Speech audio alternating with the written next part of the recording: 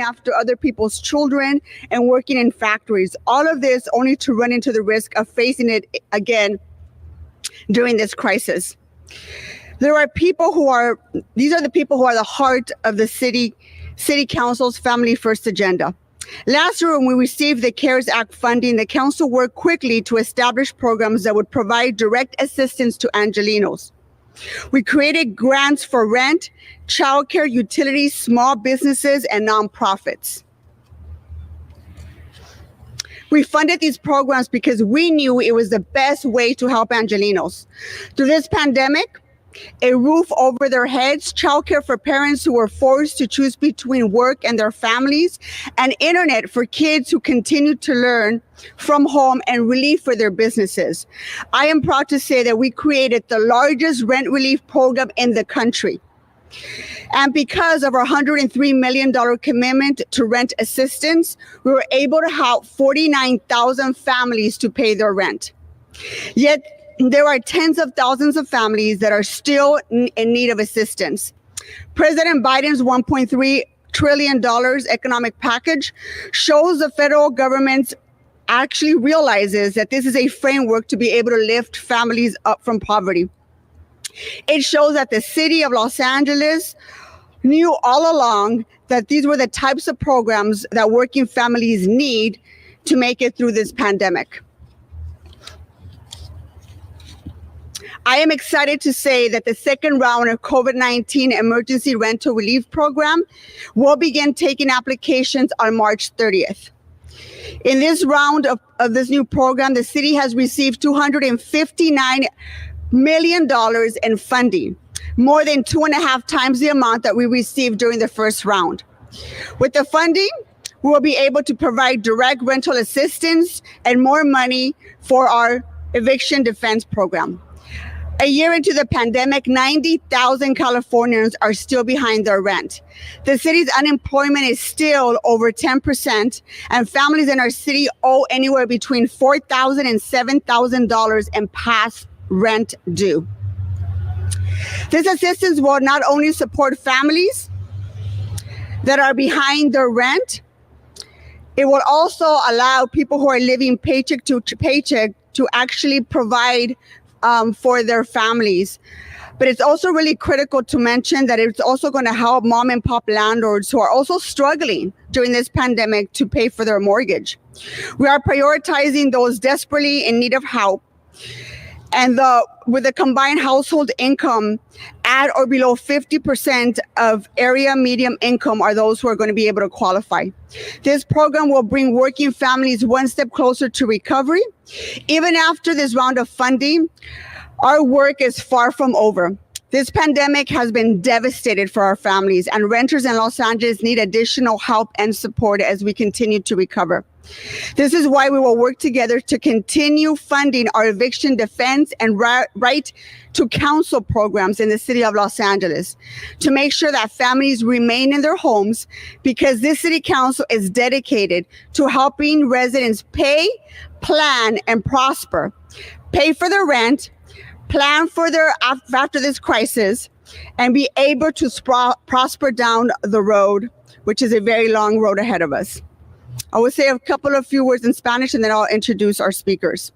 El año pasado, cuando recibimos los fondos de la ley CARES, el Concejo Municipal trabajó rápidamente para establecer programas que brindarán asistencia directa a nuestras familias, programas para para asistir con la renta, cuidado de niños y ayuda para los negocios pequeños.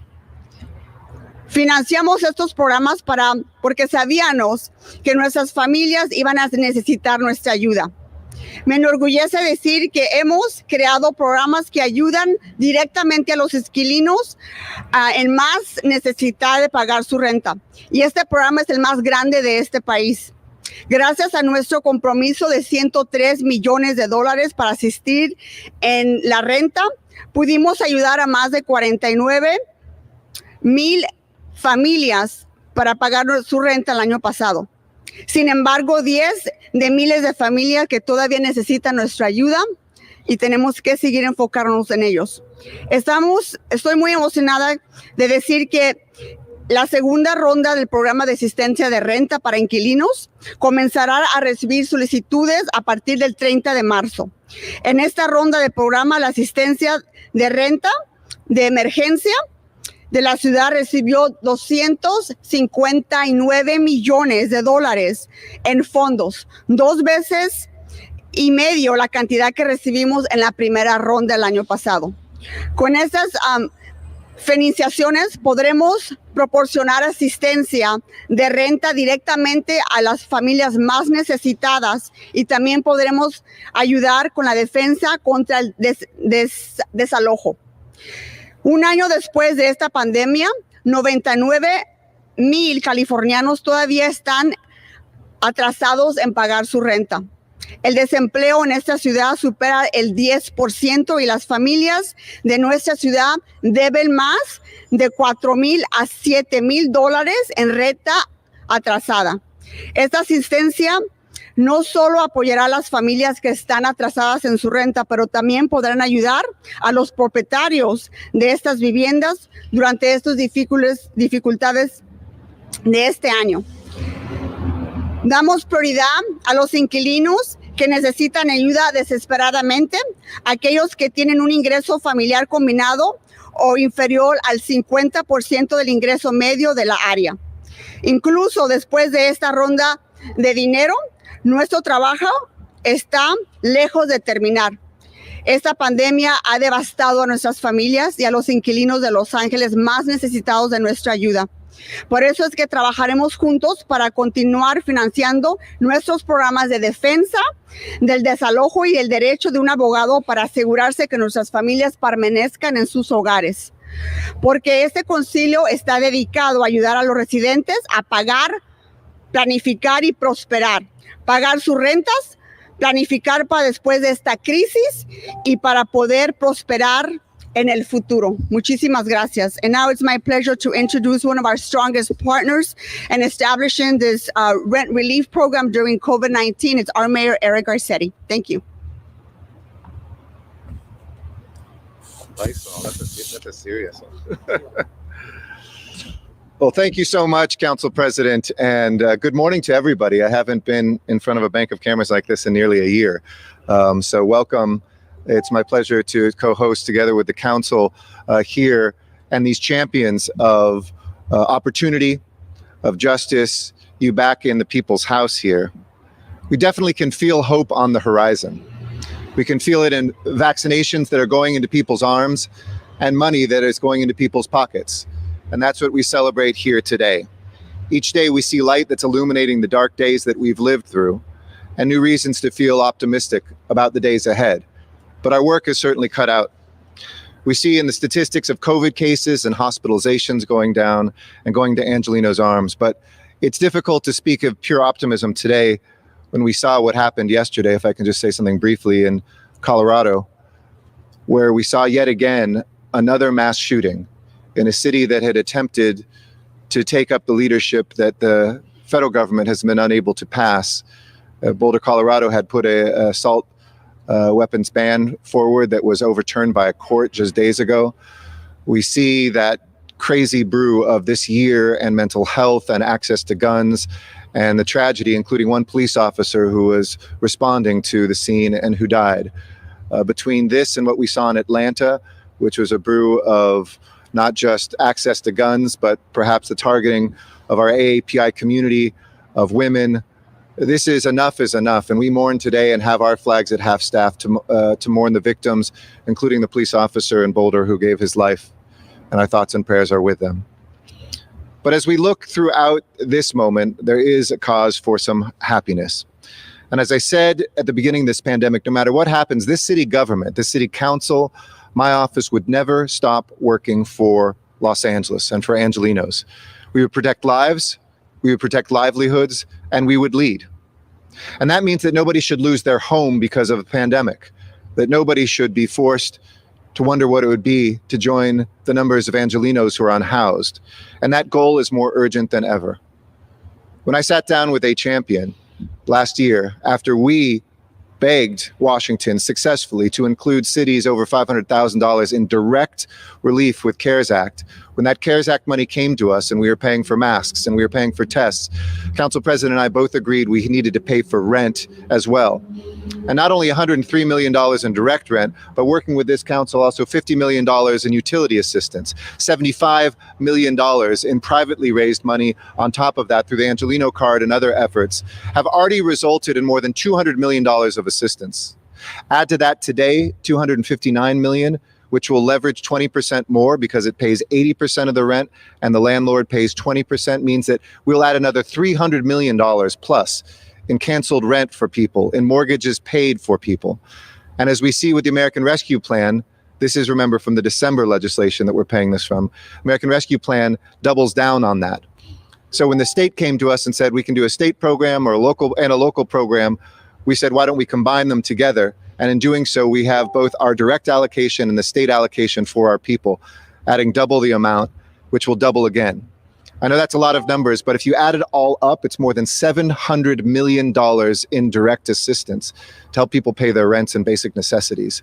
We estimate that may be more than half of all of the rent owed by those who are 50% of the area median income or less in our city. That is the record of all of our lobbying, the record of all of the voices of the American people and of leadership in Washington that finally stepped up.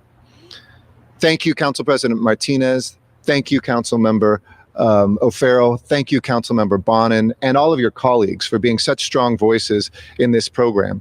And the nice thing about this is it goes backwards. It's from April 1st of last year to March 31st of this year, your rent. So it's not just about paying a month of rent or two forward. It's about erasing that debt that is stressing out families today, that wonder whether or not they will be able to make their back rent, not just this month's rent. It combines with legal assistance that we have. It combines with the moratorium on evictions that we have put forward. And I want to also thank the Housing Community Investment Department. You'll hear from Anna in a little bit, who can answer all of your questions on the logistics. These things are really tough to pull off. Remember when the governor added assistance to our undocumented immigrants and the great community organizations that stepped up as a part of it? Everybody's phones crashed and nobody could get through for a couple days. This city has stepped up, the city council, this department, folks in my office. I want to especially thank my deputy chief of staff, Mary Hodge, to make sure that we have the capacity when those calls come in to get people the assistance that they need. And I urge landlords to say yes, because if they don't say yes to this, tenants will get direct relief at 25%, which means that they can't be evicted. So you have a choice between either helping get much more money from the federal government for you to pay off your mortgage and to erase this rent, or not doing it, and those tenants cannot be evicted. That debt becomes consumer debt, not rent debt. So we hope every landlord will do the right thing, step up, and be a part of this program as well. This on top of housing more than 8,000 additional unhoused Angelinos this year. This on top of the work that we've done on testing and now on vaccines. This is critical to our recovery, and I want to thank everybody for making this possible. And I'll say some briefer remarks as well in Spanish. Desde el comienzo de la pandemia, hemos dicho que nadie debe perder su hogar por el COVID-19. Y ahora ese objetivo es más urgente que nunca. Por eso es un gran placer anunciar hoy que Los Ángeles va a recibir $259 millones en asistencia federal de alquiler. El año pasado, gracias al liderazgo del presidente del Concejo Martínez, sus colegas, Los Ángeles tenía el programa de asistencia del alquiler de emergencia más grande en el país, más de $100 millones. Y nuestro fondo de $103 millones impactó a más de 49,000 hogares de bajos recursos que recibieron asistencia. That's a good stat in English too. It was 49,000 families we helped. That was with 103 million. Think of what we'll do when we have 259 now, and with the American Rescue Plan, probably another 250 million coming shortly. Lo hicimos aquí inspiró a la nación. Estoy orgulloso del liderazgo de nuestra ciudad y estoy optimista sobre el futuro. Esta asistencia de alquiler traerá tranquilidad y seguridad a miles de angelinos. Significará una oportunidad de avanzar libre de la carga de una deuda de alquiler. Quiero que todas sepan, su ciudad seguirá aquí para ayudarles en cada paso del camino mientras nos recuperamos y reconstruimos. Gracias. And with that, it's my pleasure to hand over to my colleague and one of our strongest voices for economic justice in this city, Metro Farrell. Mike Bonin. I think it was Mike Bonin that it was Mike Bonin. I was describing both of them. Mike Bonin. We're a little rusty. But I thought when I had a finish, but it was. I was describing. Say something nice and just fill in the blank with whatever name is next. That was awesome. Somebody please put the blooper reel on YouTube later. Good morning, everybody, and thank you, everybody, for being here. Thank you, Mr. Mayor, for those kind and so unique words in describing me, as well as Council President Martinez and my colleague, Mr. O'Farrell, and Anna from HSID.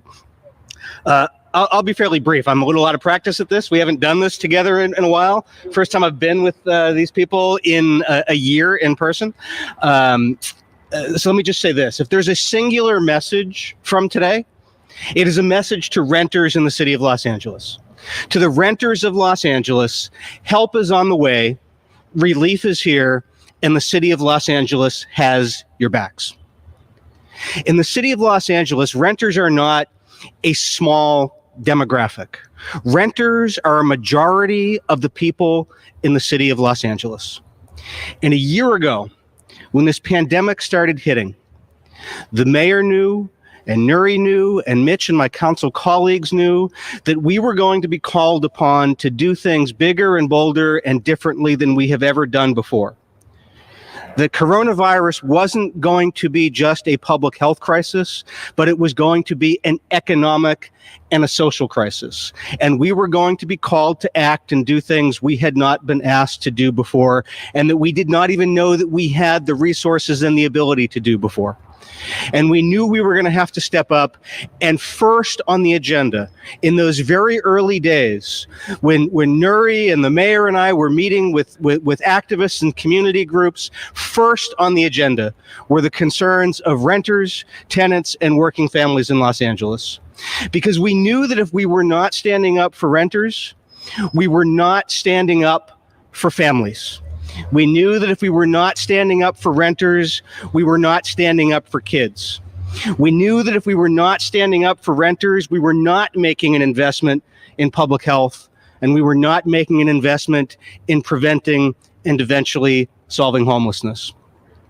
A few years ago, I guess it was 5 or 6 years ago now, Nuri and Karen Price and Mayor Garcetti and I worked on creating the first $15 minimum wage in a big city in this country. And it set a seismic chain reaction in place where California approved it and other cities in California approved it, and it spread. And at the time, I remember looking at Nuri and saying, this may be the most significant and impactful thing we ever do as elected officials. Well, we have now topped it with this program today. What was the biggest and most impactful renter relief program in the country is now continuing and expanding and going on steroids. And that really is because of the incredible commitment of President Martinez and Mayor Garcetti and Mr. O'Farrell and my colleagues on the city council, and the incredible, incredible support of our state and our federal government. Thank God we finally have a sane person and a responsible person in Washington, D.C. And I should just end by saying this. This is just the beginning. This is just a down payment on what this city is going to continue to do for the people of Los Angeles. We have in this pandemic been faced with our generation's Great Depression, and we are trying to respond with our generation's New Deal.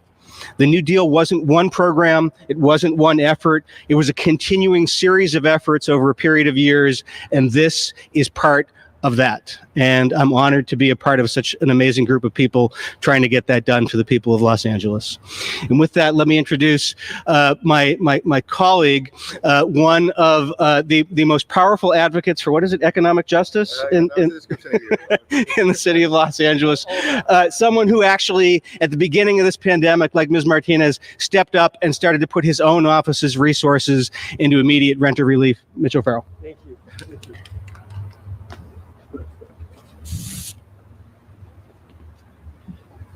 Thank you, Mike, and thank you, Ms. Martinez, President Martinez, and thank you, Mayor Garcetti.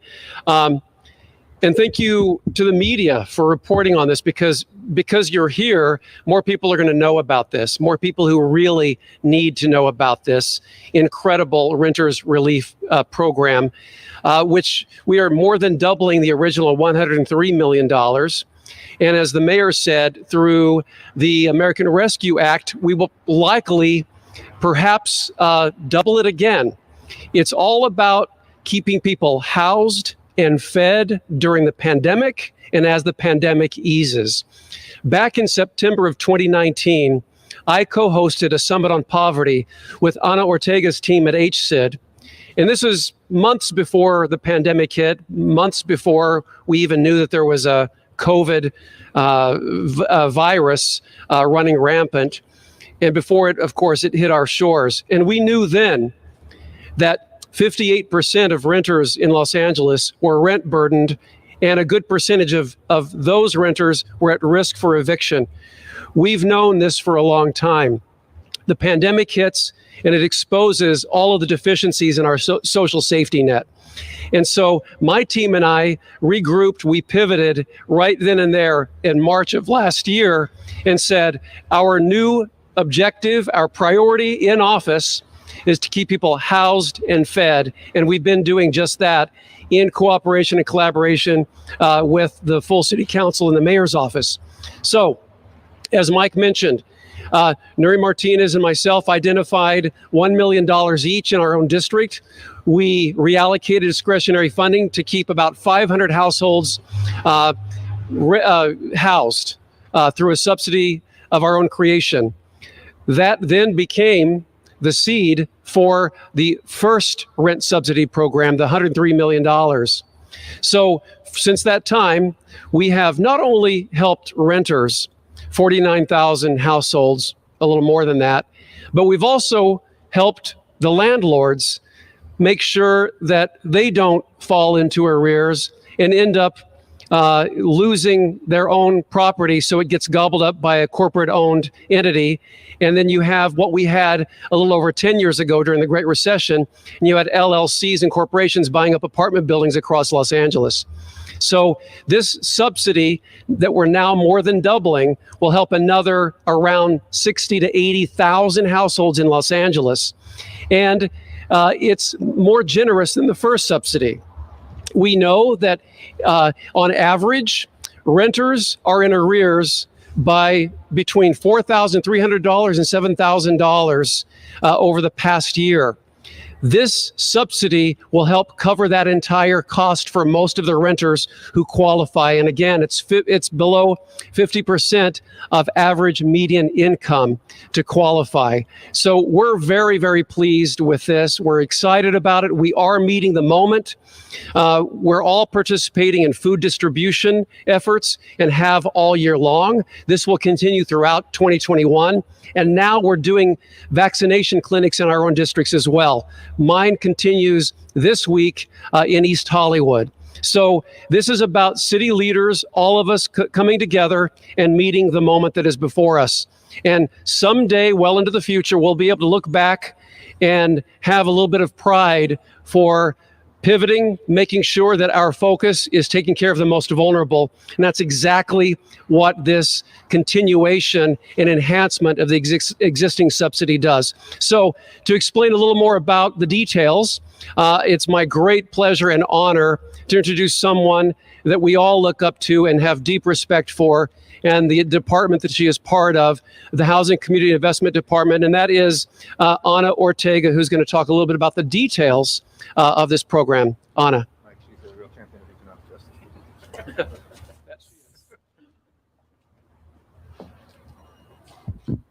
Good morning. On behalf of the Housing Department, it is my pleasure to stand here with this leadership team from our city, our mayor, Council President Nuri Martinez, Councilman Bonin, and Councilman O'Farrell. They have been so supportive of the renter assistance programs that we have implemented, and we are super proud and excited of the new renters assistance program that we're launching at this time, starting Tuesday, March 30th, from 8 a.m. until 8 p.m. The new call center will be available, and the applications will be live online. The best place for renters and landlords to apply is on the HCID LA website. That's hcidla.lacity.org. All of the information is there. The application will be there. You can go there even today, and there's the FAQs and information about the program and how to apply. It's our hope that renters and landlords are able to complete the application online, but if they are not, they will be able to submit their applications by phone, and later on, when they need to verify their eligibility, they will be able to go to one of our 16 family source centers to complete their application. So we have different kinds of help available to people, whether it's online, on the phone, or in person, in order to complete their applications for their much needed rental assistance. So in this round, unlike the first round, landlords may also apply on behalf of their renters and submit the renters' information so that we can get in touch with the renters and help them to qualify for the program. So again, we're starting March 30th, a week from today, and applications will be open through April 30th. So there'll be a whole month during which renters and landlords may submit their applications. So that's kind of the nitty-gritty details that people need to know in order to start their application. Thank you very much for this opportunity to talk about this fantastic program. Okay, that concludes our press conference. Are there any questions?